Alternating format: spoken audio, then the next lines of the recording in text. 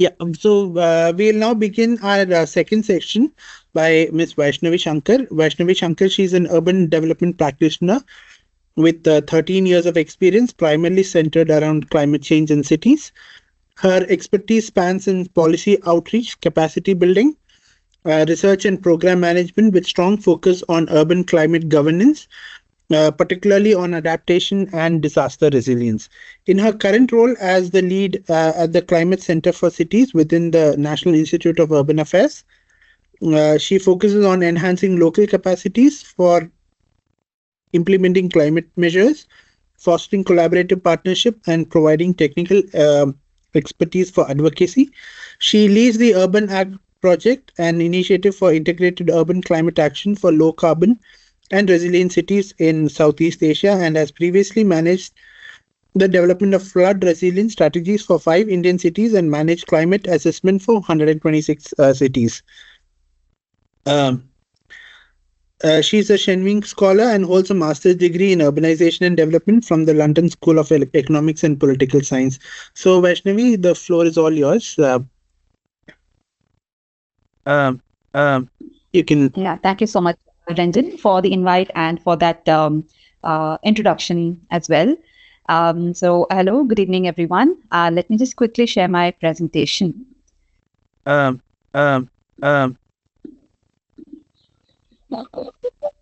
Ranjan, just give me a heads up once you can see the screen. Yeah, we can see the screen. All right, great. So the focus of my presentation will be on mainstreaming climate measures in urban development. This has been the approach taken by the national government as well, of how climate action can be done is through the urban development. So I'll just probably take you all through what's happening at the national scale and a couple of examples focused mostly on flood. So to begin with, why climate change and particularly why cities? And when we say mainstreaming, what does it entail and what these national frameworks look like? And to demonstrate what the good practices are, I had to pick a sort of a challenge because, climate change is broad across different sectors. But to at least give an idea of what these practices could be like, I'll be focusing on a couple of examples on flood resilience. So to begin with, why climate change and why cities? Unfortunately, I think I'm confident to say that everyone on this platform listening would definitely have experienced the climate risk in some form or the other, maybe extreme temperatures or say flooding or water stagnation. And I know what's happening in Bangalore currently. So I think this is the new normal is what we have to accept. So when we're talking about sort of climate risks, so this was a very quick study, sort of an assessment that we did where I work. We looked at all the 100 smart cities. And what you see on the screen, the ones with red are at high risk. We had looked cyclone, increasing temperature, and flood as the 3 disasters to map this. And the ones in yellow are medium risk, and the ones in blue are comparatively lesser at risk. This is a composite risk assessment that we did.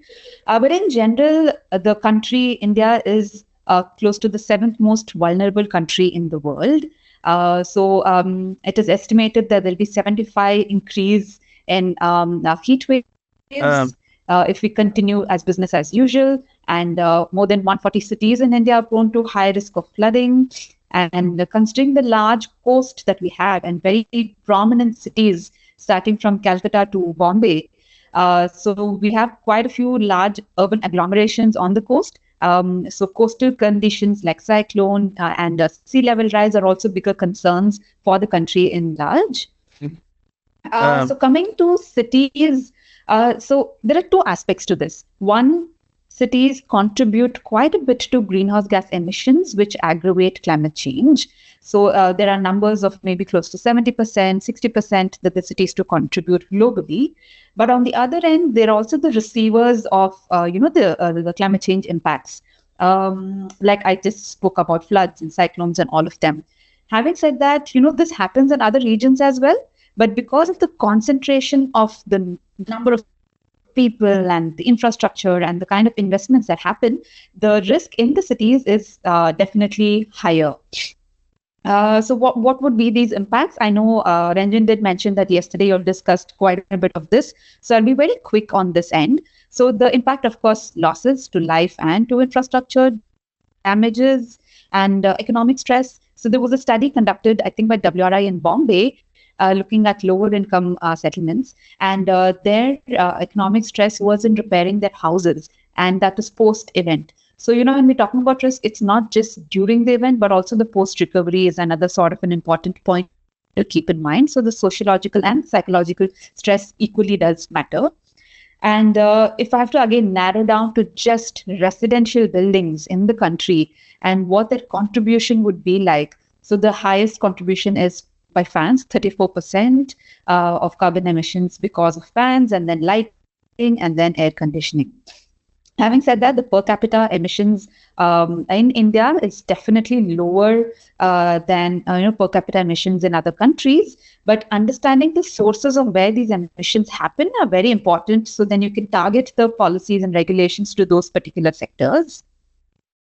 So when we talk about resilience, I think this graph kind of like encompasses the meaning of it. So say this is your path of development and you have like a shock or a stress. It could be like a flood. It could even be like an earthquake. And then how you develop or recover from there and change your path is what resilience is kind of can be, distilled down to one sort of a graph. So now when we say mainstreaming resilience, what that looks like is just take a concept of an urban system. This is just a sort of a very typical cross-section of a city.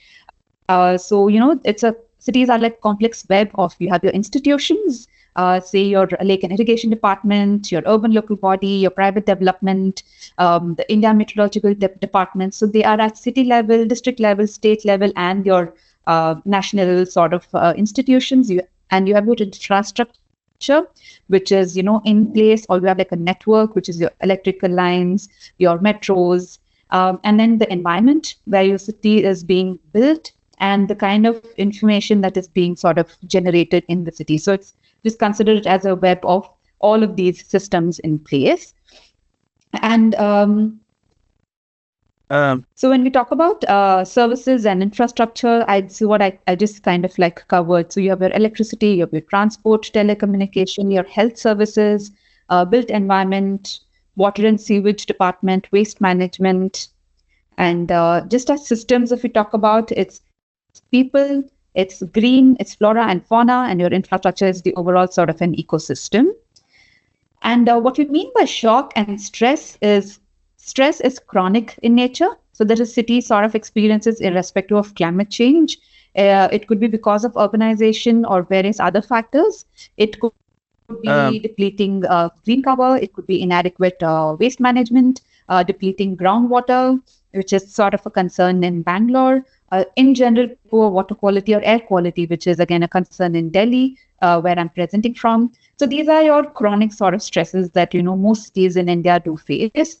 And when you talk about shocks, this is one sort of an event that happens. So it could be flooding, it could be cloud outspurt, it could be cyclones, it could be vector-borne diseases.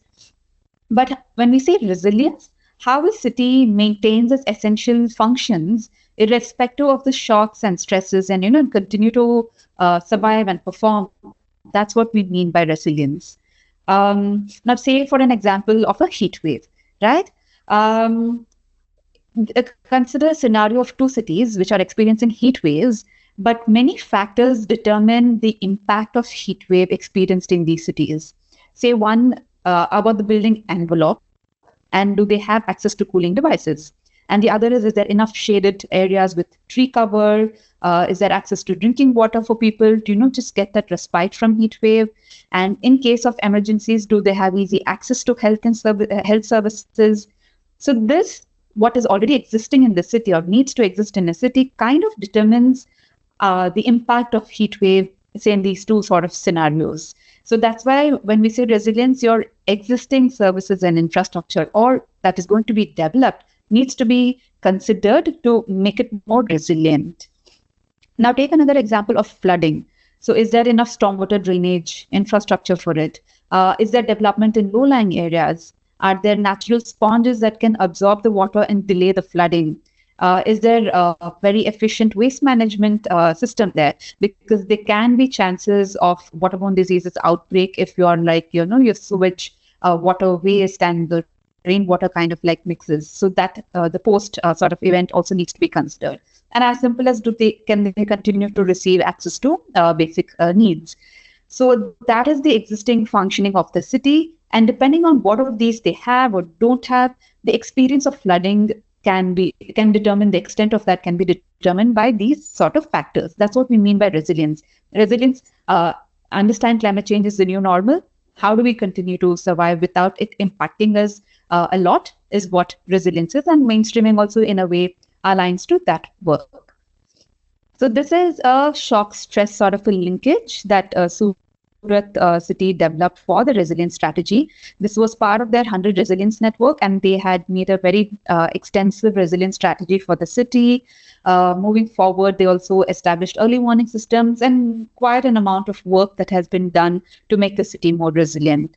So if I have to just pick one or two topics here to explain what this correlation is like, say for heat wave that they have considered, they say there's high correlation to depleting natural resources and also water pollution or say water shortage. But there is moderate correlation to exposed critical infrastructure or even like aging infrastructure. And a very low correlation to insufficient transport or not enough data for future planning.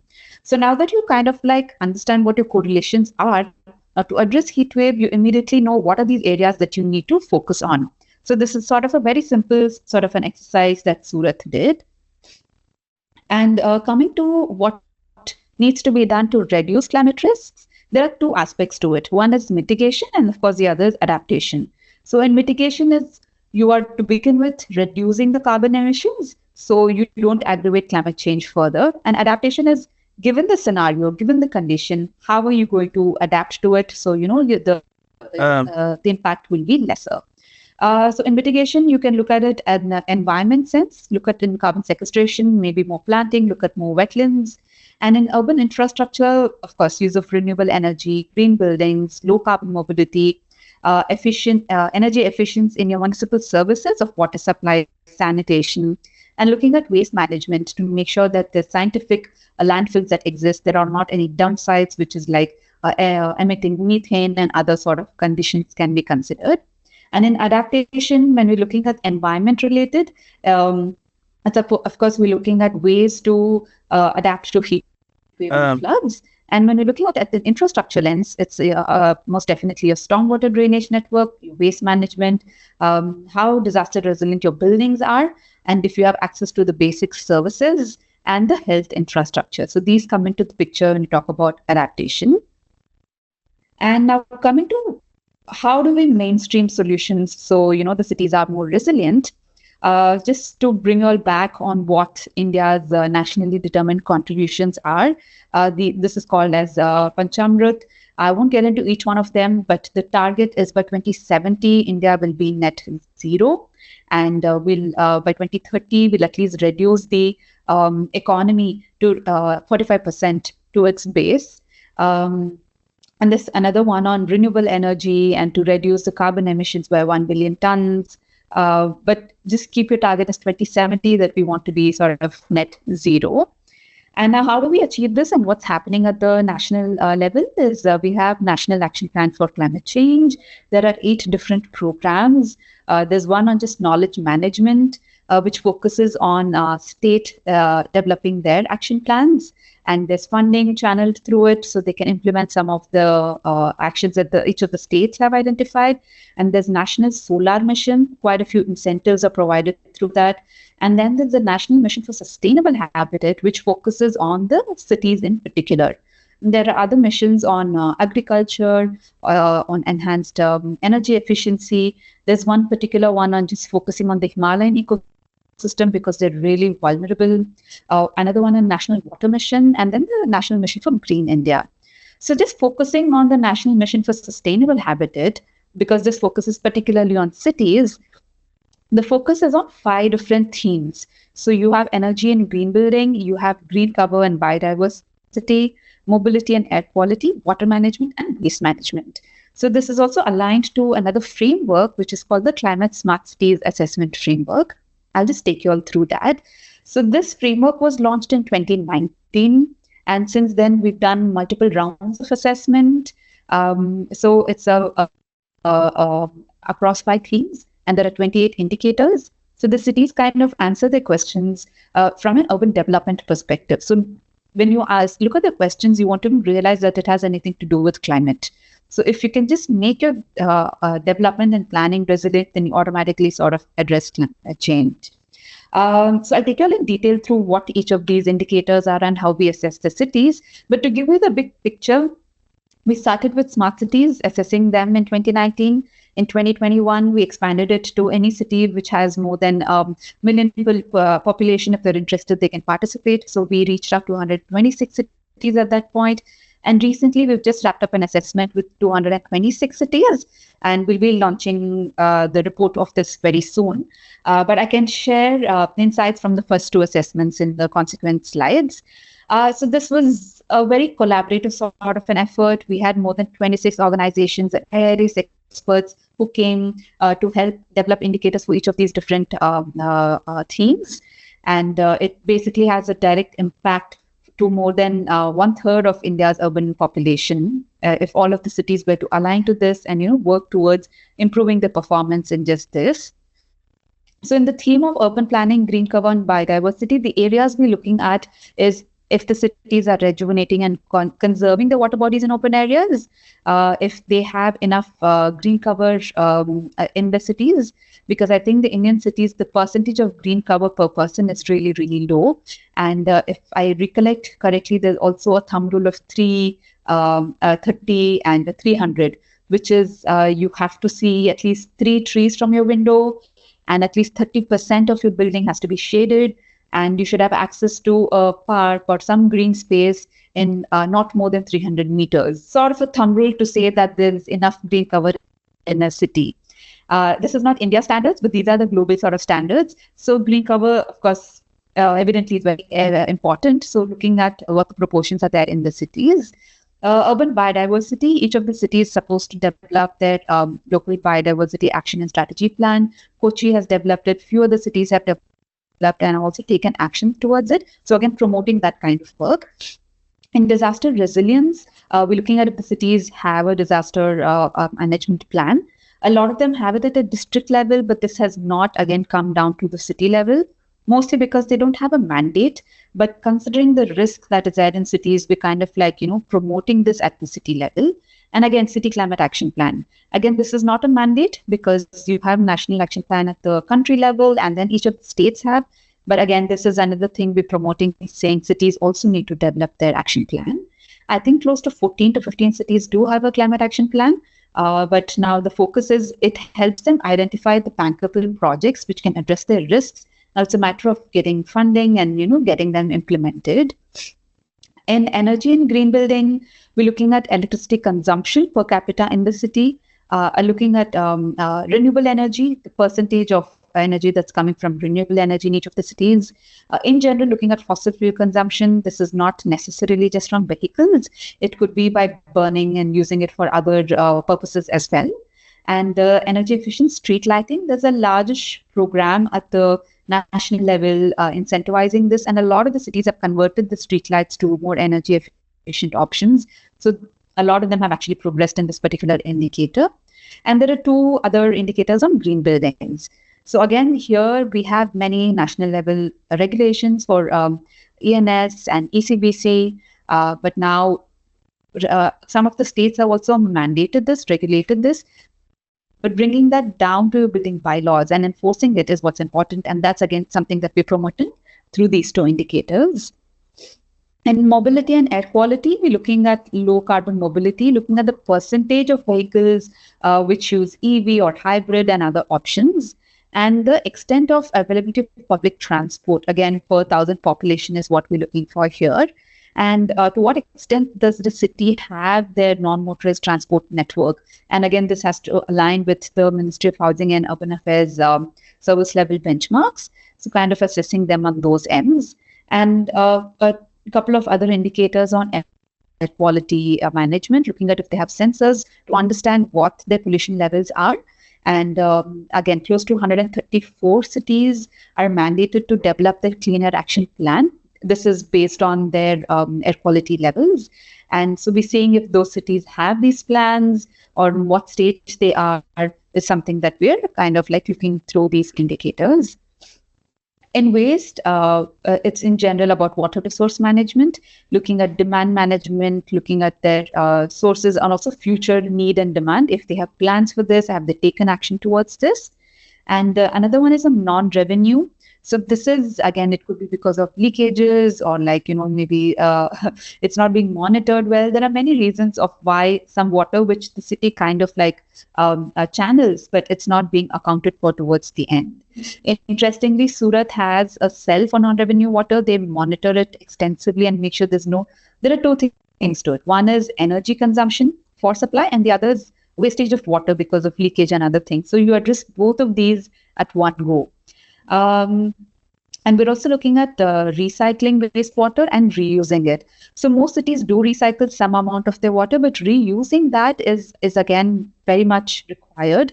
And I think a couple of studies also done for Bangalore specific, where they're looking at by reusing the recycled water, a lot of the water supply woes can be addressed in the city. And another particular indicator on flood and water stagnation risk management. I'll explain this through another slide in detail. So I'll get to the next 2 points. So here we're looking at energy efficiency in the municipal services. One is in water supply and water waste management. So here the focus again is on replacing their pumps, because of course this is directly related to climate change because you can reduce your emissions. And it's also beneficial for the cities because then their electricity bills can be greatly reduced. And the last one on waste management. So here, this is aligned to Swachh Sarvekshan, a lot of these benchmarks that we're taking. So we're looking at basically in general, reducing waste minimization, looking at dry waste recovered and recycled. Construction and demolition waste management is also very, very important to reduce what eventually reaches the landfill.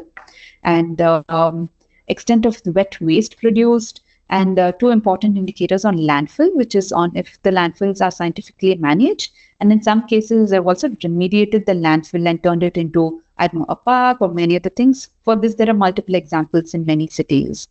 So if you look through all of these that I just presented, nothing kind of like shouts saying this is climate change, right? But if they were to do these measures, automatically they can address, the climate change in a much better way. So that's the kind of approach that is being taken. So this is, again, to kind of demonstrate what it is like. So the cities are marked in 5 different levels, depending on their performance at the stage they are in. So this is the example for flood and water risk management. So say if the cities are not considering anything about it, no assessments, no studies are done, then they're in level 1. And level 2 is if they've done rapid assessment just to identify where their hotspots are, where water stagnation is happening, and the reasons for it. Then they're in level 2. Level 3 is they do a detailed risk assessment for different return periods. Say for a 50-year return period of rain, 20-year return period of rain, what kind of hotspots are there. And then the next 2 levels are kind of merged because they focus on if they have an SOP for flood management, because the National Disaster for Management and Ministry of Housing and Urban Affairs have developed guidelines for SOPs to manage flood. So if they have those institutional setup in place, do they meet regularly? Do they have these plans? As simple as desilting your stormwater drainage network, is it something that all cities need to do before a monsoon? So are they doing these things? Are one of the few things amongst this, but are they implementing any projects that can reduce their flood risk? So considering cities may be at different phases of this, the last 2 stages are merged, and we assess the cities depending on the extent of work that is being done. So if you just look at the performance in level 1 are 82 cities, so they really are not looking at anything for flood. But there are a couple of cities, say 21, who've done minimum sort of assessments, 10 cities have done detailed assessments, and they're close to 13 cities which are, way ahead, kind of implementing some work for looking at building flood resilience.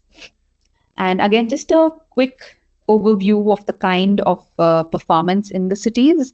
So between 2019 and 2021, we did see that a lot of the cities kind of did progress, mostly from level 1 to level 2. So that's kind of a good indication saying, although it is all they're part of development, they're starting to think about climate change to some extent.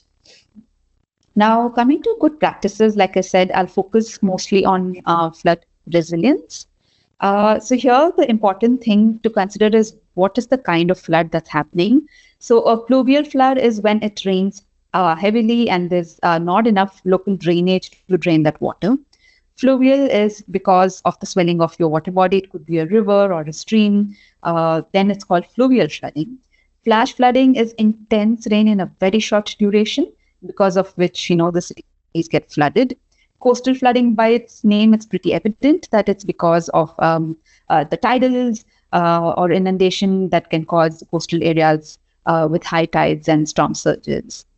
In addition, there's also one particular term called urban flood, and this was introduced by the National Disaster Management Authority in 2005 after the extensive flooding in Bombay. So what they say, it's sort of a mix of all the previous terminologies, but because it's urban, we're looking at city specific. So the definition says submergence of usually a dry area by a large amount of that comes from sudden rainfall or an overflowing river or lake or melting of snow or an exceptionally high tide. So it's a mix of all the four definitions, but this is very urban specific. Now, what's also important to note is, in addition to flooding, water stagnation is also very important, because in our experience, when we speak to cities saying, they may be flooding in your cities, and they say, no, we don't have any flooding. But then they definitely do have water stagnation. So if there's inundation for more than 4 hours of a depth of more than 6 inches, then you have to consider that as an issue and need to address that, because that's water stagnation. So that's also something that we, at least in the work that I do, we kind of like promote. So the reasons for flooding, there are 3 aspects to consider. One is because of climate change, one is because of urbanization patterns, and other is purely management related issues. So climate change is, of course, IPCC, which is the has clearly said that increasing rainfall, increasing cyclones, and the temperatures are going to rise. And India specific is there's going to be erratic monsoon patterns, which for us is kind of dictating what the rainfall will be like. And urbanization, I think this is again very evident. It's about encroaching on water bodies, loss of natural drainage, an increase in impervious surfaces because of a lot of building, and if there's any construction in low-lying areas. Now, management related is inadequate coverage of the stormwater drainage, and the walls are not maintained, because I think this again was an issue in Bangalore, where the lake wall broke, and then that water kind of flooded the immediate surrounding. And another part is inadequate stormwater solid waste management, because there are many cases where, because of a lack of solid waste management, a lot of it is eventually dumped into your canals and nalas and even in your water bodies. So these are all management related issues that needs to be considered. And this is a little dated sort of a study, but the stormwater drainage on the other side of the road is really, really less in most of the Indian cities. That's what this is trying to kind of like depict. And what are the solutions, right? So there are different 4 large buckets that we can look at. One is nature-based solutions. Another one is planning related. You can also look at technology related interventions, and of course, infrastructure sort of interventions. So nature-based solutions can be considered mostly for diverting and retaining the flood water. It can slow down the flow of water to some extent. It's a cost-effective sort of an approach. And there are multiple co-benefits to adopting any of these nature-based solutions. I'll get to some of these examples later, but to just give you all an overview. Now, planning, again, this is very important to some extent, because there are many cases where in a city, because you get funds for some project, you kind of like implemented that there. But a planned sort of an approach is very important. So you do your assessment, you do your risk assessment, you understand your socio-economic and spatial vulnerabilities, and come up with solutions based on that. So this sort of a coordinated and planned approach is important, and that's where planning interventions come to picture. Now, technology comes to a picture because, again, streamlined coordination during a disaster, during a flood, of how different departments coordinate with each other, how they coordinate with other stakeholders, or say NGOs or the youth groups who are helping in relief. So there, your technology can play an important role. And modeling and forecast is also very important. Again, this is for evacuation or management related. So early warning system, how do you communicate them? Then that becomes very important. And then infrastructure, I mean, if the things that you really can't do with nature-based solutions, you eventually need a grey infrastructure for it. So this is about looking at the runoff from vulnerable spaces, looking at multi-purpose structures. I'll take you all through an example for that. And but of course, this is high cost and it needs to also have high impact. Ideally, when you're looking at different kind of solutions and what you want to choose, that plays an important role. So looking at nature-based solutions, this was a compendium that we had developed for the World Bank. But I'll just take you on through a couple of these examples. So it could be wetland restoration, mangrove restoration, looking at biospheres for draining water, rainwater harvesting, looking at recharge wells, permeable ground surfaces, retention ponds, and bioremediation of water bodies to address pollution. So there are many examples that can be considered. To give you real examples, the Adyar Eco Park project in Chennai is quite a famous one because the impervious surfaces within the city had increased quite a bit in the last decade. And by just, looking at the revival of this particular creek and the green spaces around it, they were able to bring back quite a bit of native species there. And they did see quite a few of different kinds of animals and insects that came back. That sort of is an indication of the success. So this project is going on in multiple phases, and even during the first phase completion, quite a bit of impact was kind of like visible. The other one is Hoskas. This is a lake in Delhi. It was quite polluted. It was smelling quite bad. So this is an interesting example because they looked at bioremediation. So you introduce some kind of like algae and other things which eventually cleans up the lake. But what's also important is the kind of stakeholders and how they came together in reviving this. So there's quite a strong local NGO and citizen activity in reviving this lake. This is again a very interesting example in Paris. So heat wave, heat island effect, and stormwater, both of these are an issue for the city. And again, this example is from the 100 Resilient Cities program. So this is a pilot that they did in one of the schools. So what they realized was, each Parisian or each of their citizens lives no more than 200 meters from a schoolyard. So they try to look at the perviousness in the schoolyards and make that more impervious.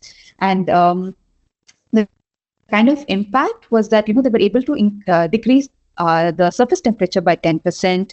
So the daytime air temperature between 1 to 3% could be reduced. And even the water absorption, there was a range of 4 to 16 mm of increase in water absorption. This is in one school that they did. I think they have 700 odd schools across the city. So they're planning to scale it up across in different schoolyards. So this seems like a very simple example, but the impact is quite a bit. There are also many components to this program, which I'm not going to get into, which is that they're going to keep the schoolyards open for people to come and sit there, because if it's going to be hot and they want to sit under a tree or they want some breeze, right? So access to open space is something they're looking at through the schoolyards and keeping them open. So there's quite a bit of institutional mechanism and aspects to this example as well. Coming to infrastructure interventions, of course, if there's a river upfront, then maybe looking at reservoirs, looking at retention areas. It could be water squares, embankments. Looking at canal widening and deepening could be examples. Comprehensive drainage network, looking at swales which is constructed, and either underground water storage as well. So there's a very good example in Tokyo. I don't know how much you can see in the slide, but basically they call this a cathedral, underground cathedral.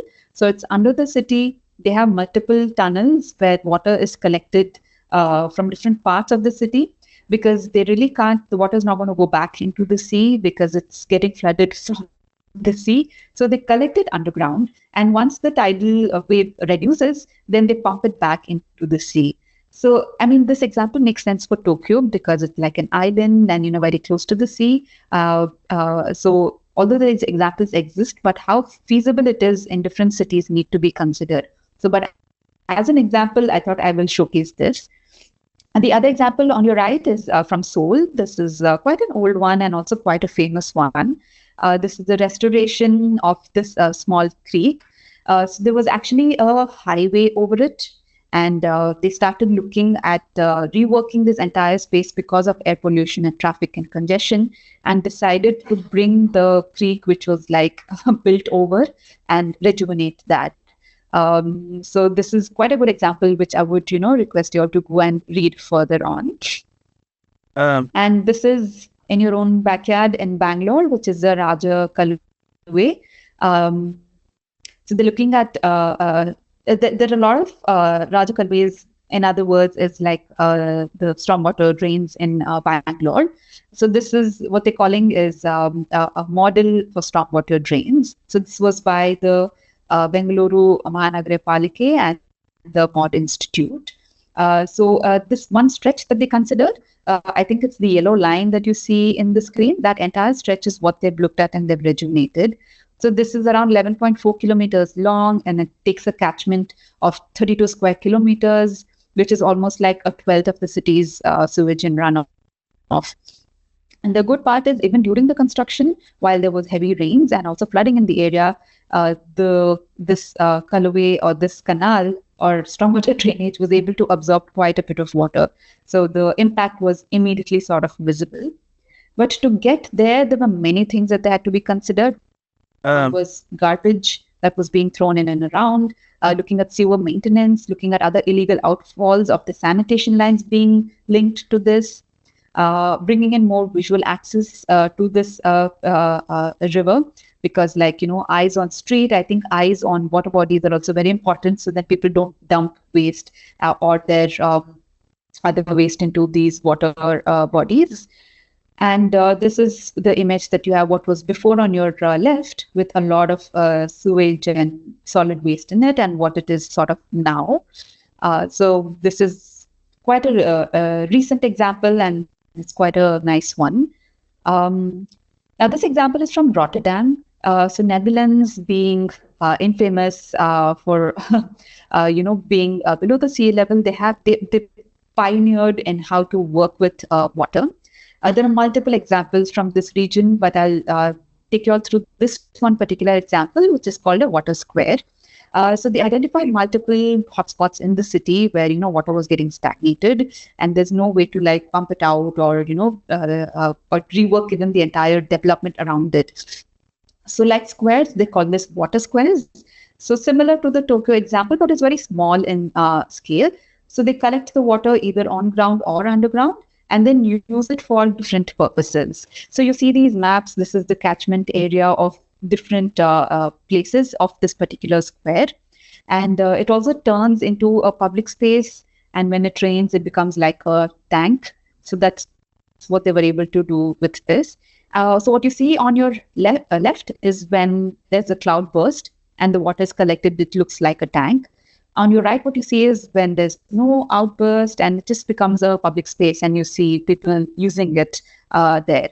So the co-benefits, again, it's like a neighborhood regeneration initiative. We're bringing community together. There's quite a bit of public space, gathering space, but at the same time, it's also a flood storage infrastructure and addressing issues of that kind. So looking at that example is quite interesting.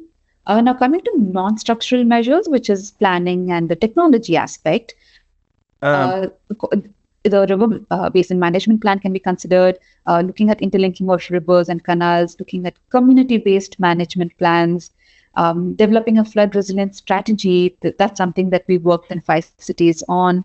And also there's also an urban river management plan, which was developed again by the National Institute of Urban Affairs and the National Mission for Clean Ganga.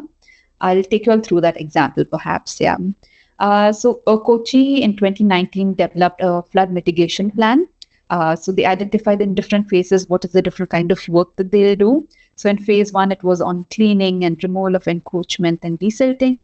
And in the second phase, they're looking at widening the canal and renovating and cleaning of 4 canals. Um, the river-centric master plan, this is something that we've helped Kanpur develop. So basically, in your urban planning process, you're bringing the river to the center of it and working around it. And quite a few interventions were identified. So that again helps the cities to channel their funds or raise funds accordingly. And we're currently developing similar plans for 60 other cities. And coming to the technology one, which is the last part of my presentation, here we can look at community-based early warning systems. Like I mentioned, you can look at hydrodynamic modeling, looking at data-driven flood management, having flood control centers. So this was, again, very interesting because the integrated command and control centers that most of the smart cities had used this as their war room during COVID of managing people and what happens in this city. And as simple as having end-to-end early warning systems and cloud-burst management. Again, Netherlands and few other countries do have cloud-burst management systems as well. So I'll just take you all through 2 examples of what early warning systems could be like. One is Calcutta and the other one is Guwahati. The difference is in Calcutta, they actually have sensors that kind of say to what level the water is. And these sensors are not just in your stormwater drainage or your river or your water bodies. It's also on the streets. It's also in the shops. So wherever you think the hotspots are, all of these sensors are sort of placed. And interestingly, this was sort of collaborative in nature, where even shop owners said we will put sensor in front of our shop, and they also help in maintaining it. So this kind of gives you the levels of water, and accordingly you can take action. But what happened in Guwahati is it's based on a modeling system. So IIT, I forget which IIT, did help in developing this model for them. This was made in support from Terry. So it gives them a time for at least 2 to 3 days in advance. So they monitor, IND gives them the rainfall sort of patterns and other conditions. And using this model that IIT has developed, it gives them, at what extent the rain would be, what extent the flooding can happen 2 days in advance. So they can take plans, initiate evacuation, or initiate any other things that's required to reduce the risk beforehand. So there are 2 ways of looking at the early warning systems. And this is not just a decision making at the city level, this is also communicated all the way to the people living in those vulnerable spaces. It could be through broadcast, through radio, through SMSs. There are various ways of doing this, but having that end-to-end early warning system is something that is very, very useful, particularly when you're looking at flooding. So with that, my presentation is done. I'll quickly take you through 2 other slides to show some of the work that we're doing, which could also be useful for the research that you may take up in future. So one is, I spoke to you all about the assessments that we did for 126 cities. So we have a dashboard, and you can access the data of all of those cities there. So it's called the Climate Data Observatory. There's a QR code or even link. You can just Google Climate Data Observatory, NIUA, and you will reach this page. You can look at it state-wise, city-wise, and across the country and do sort of comparison of their performances. And the other one is because climate is so complex and it has to be cross-cutting from through different sectors. Now communicating this, building consensus on this is kind of a very challenging task. So we developed a card game which is called Clap Now. So the basic intent is, if the city has to develop a climate action plan, how do you make it more interactive? How do you make it more collaborative? And how multiple stakeholders can come together to contribute to it. So we've done this, we've used this to develop the climate action plan for 4 cities. And we've had multiple training workshops in many other places with very heated discussions, because you have engineers from the water department and you have engineers, say, from the energy department.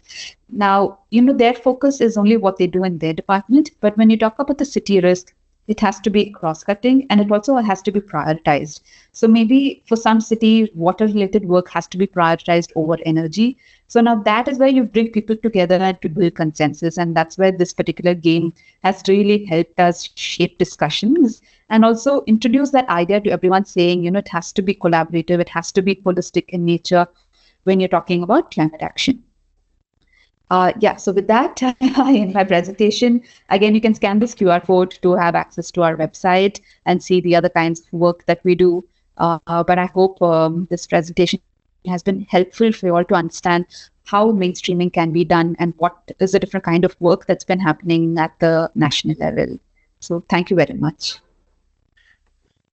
Thank you, Vaishnavi. Such a lovely presentation. I was just making notes and things like that.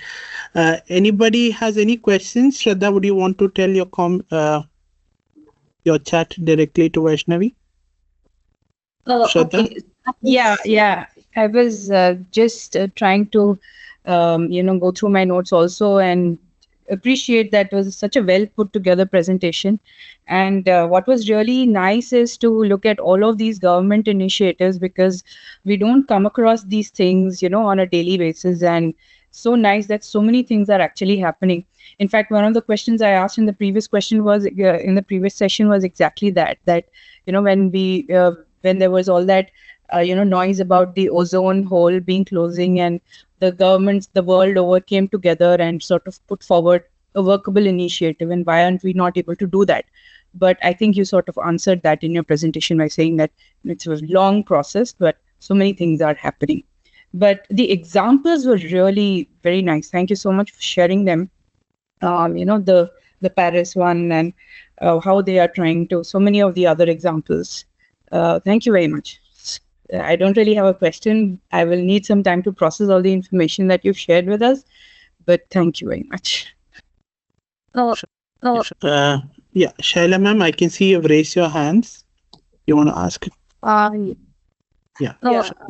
Shraddha, it was a really good presentation. In fact, I just missed a couple of slides because of the meeting. I couldn't see all the presentation. But I just want to know how, as a educational institution, plays an important role. Do you have these kind of, because the one last slide which you have mentioned about.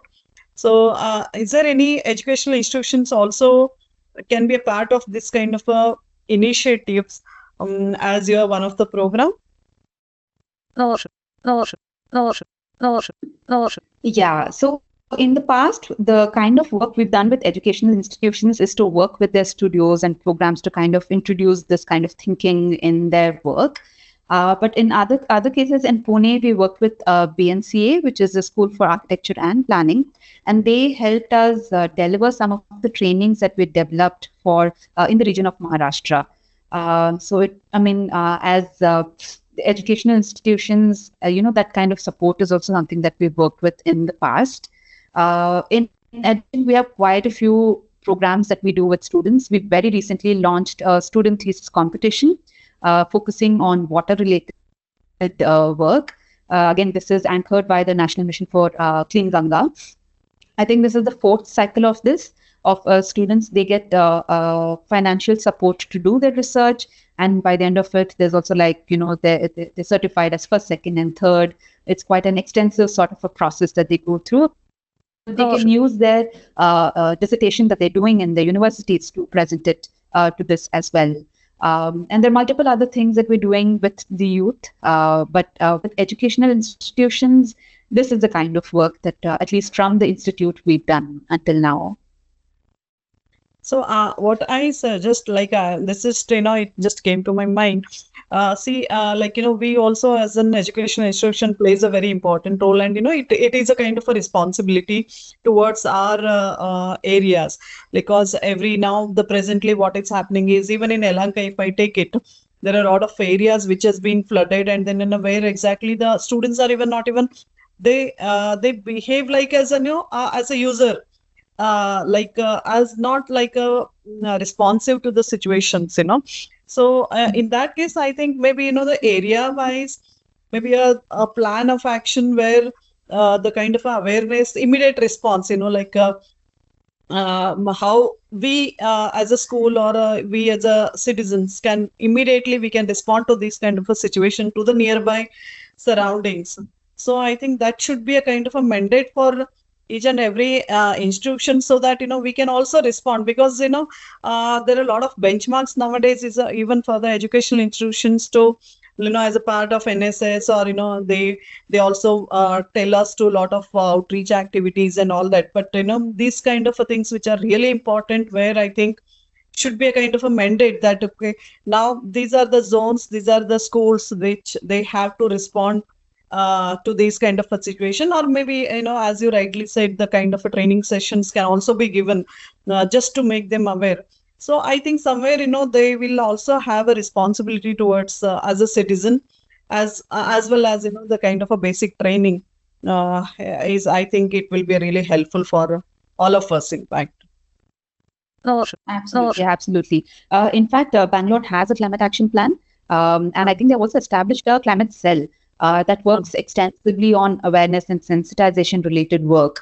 So it might be useful to reach out to this climate cell and see, what work can be done through the students or even in the neighborhoods where the institution is, and raise those concerns and some sort of awareness and things like that. That would be really, really helpful. And I totally agree with you that it has to be across, and everyone needs to take action in the work that they do in whatever way that is possible. So I think it is important to start bringing in that thinking, say from schools and from other educational institutions. Absolutely, yeah. Thank you so much. I think I suggest Ranjan to explore on these things, so that Yeah. we as can really respond to these kind of situations whenever there is a requirement for the society. So thank you. Will be very happy to have you at our campus once. Yeah. So, Shaila ma'am, she's you're a pass out from BMS, the other college, isn't it? No, She's I think I have Yes. I have heard about her because I think she was one of the speaker for earlier session also, Ranjan, if I'm not wrong. Maybe Is it? I think which is I was a moderator for your session, I guess. Yeah, I think this was the Janagraha Yeah, planned Janagraha, correct. Yes, yes, Yes. yes, yes. Yes. Okay, I have great. heard of. Yeah, small world. Everybody knows Thank each you other. so Very much. good. Great. Yeah. So I think somebody else, Shweta Chanchalani, you've typed something. You want to tell to her directly? Yeah, Or yeah, just a simple question. So, the compendium and the different policies and methods that you talked about, is it also available online on your website to go through? Yes, yes. Most of the work that I presented, compendiums and other examples, even the performance of the 126 cities, there's a detailed report that was launched, and they're all accessible on our website if you want to look further into that data and information. Yes. All right, Um, thank you. thank you, Shweta. Kunal, you have something to say? Kunal Jaiswal, would you want to talk? Hello, ma'am. Am I audible? Yes, I can Kunal. hear you. Ma'am, what role does stream order line management plan plays? Sorry, Streamline what is a order. stream order management plan? Like the first order stream, the second order stream, and the third order streams to manage. You're talking about different types of streams and rivers. Yes, ma'am. In the perspective of urban flooding. Huh? Okay. I don't understand the question in its entirety, but I'll try and take a stab at it. I think the smaller streams that connect to the rivers right now in most cities is called nalas, because it's again connected with waste and sanitation lines and other things of that sort.